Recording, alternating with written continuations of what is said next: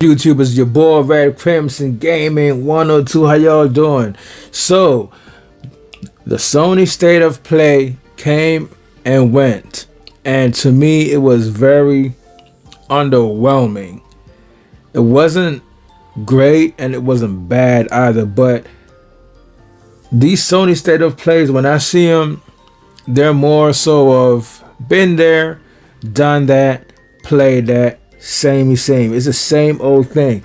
All the AAA games they showed in the State of Play was very similar to all the other games they showed, and it's very similar to what Sony have been doing for the past couple of years.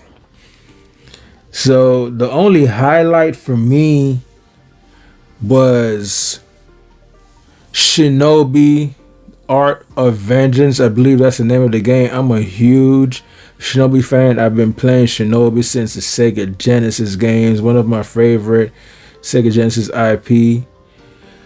Shinobi 3 was the best in the series to me.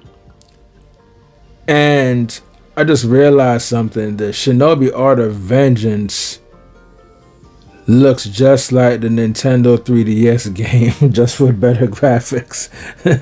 It's like the art style are very similar, and it's not really a bad thing. But I think when it comes to Shinobi, they should have used a more realistic art style. I think that would have attracted more of the new generation players to the game. But hey, that's just my opinion, I guess. But either way, it's very, very good to see Shinobi back in the game. And that's coming off of the reveal of Ninja Gaiden. Ninja Gaiden 4 is coming out this year as well. So to see all those old school Ninja games coming back to back, making a big comeback, is very welcome, especially Shinobi. And hopefully we get a 3D Shinobi. Now, the other game I did like was Lost Soul Aside. That game gives me the vibe of Final Fantasy mixed with a mobile game.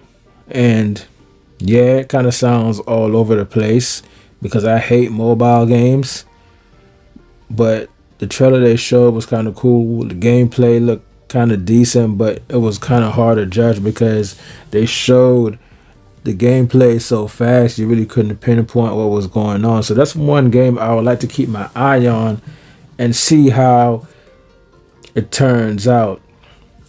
Now, another game that was on my radar is called Hell Is Us. As soon as I seen this game, it gave me a Death Stranding vibe.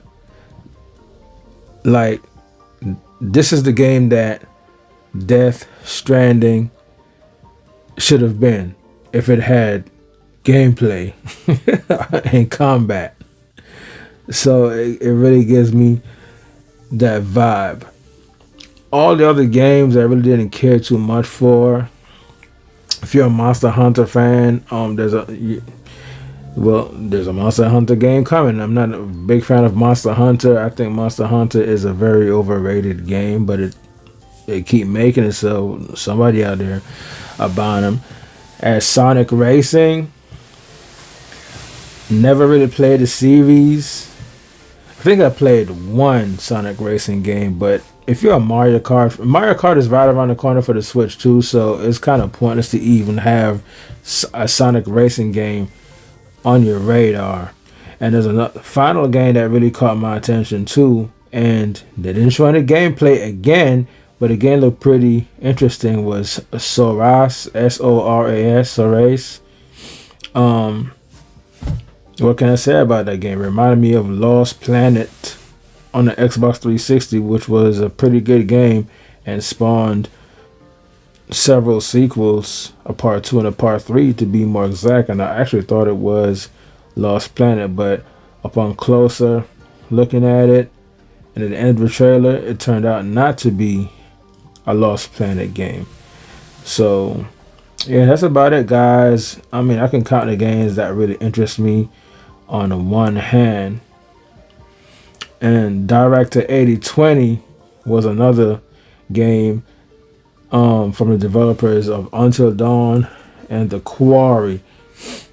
So that's another story game that plays out by itself, and you just choose your path. And I think it would have been better off if it was a third person game where you can have full control over the player. But it's all good. Until Dawn was one of the best choose your own adventure story games. I really love Until Dawn. Then they came out with the Until Dawn remake for the PS5, I believe, and nobody really asked for that game. And I was like, yo, why are they remaking that game? And they butchered that game. I don't even think it was 60 FPS, and the graphics and details somehow look worse than the old PS4 game. The developers should have been ashamed of themselves. They were better off just making a brand new story instead of trying to remake an old game and ruining it. But other than that, guys, that's just my take on the Sony state of play. I definitely was not impressed at all. And Sony needs to show more gameplay instead of cutscenes. For the love of Christ, man. Like, when are they gonna get it through their thick heads? But if that's the games they coming with, Nintendo has nothing to worry about when the Switch 2 drops. I don't know. I just think that Sony goose is cooked. Oh, and before I move on, before I log off, guys, there's another game in there that was pretty decent called Mind's Eye. Mind's Eye, that actually kind of remind me of Quantum Break on the Xbox One. I'm getting Quantum Break vibes from that game. It looks okay, but later on down in the year, I have to see some gameplay and see how it works out, how the games turns out. Pretty much all the games they showed, I would love to see full gameplay, and we know that Sony, they aren't good with gameplay when it comes to games. Their games are more like movie style, and I think that's getting played out right now. But anyway, guys, those are my thoughts on the state of play. Let me know in the comment section what you thought about the state of play. I mean, what do you rate it, man? On a scale from 1 to 10, I probably rate it like a 7. And on an alphabetical scale, I give it a C minus.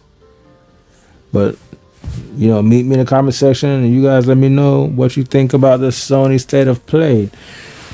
Red Crimson Gaming 102. I am out of here, and if you're new to my channel, like and subscribe, and don't be afraid to meet me in the comment section for a conversation on the games that Sony showed during the State of Play 2025. Peace out. I'm out of here.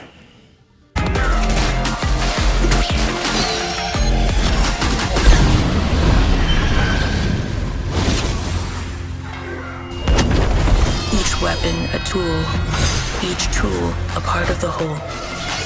This is the mastery of a shinobi.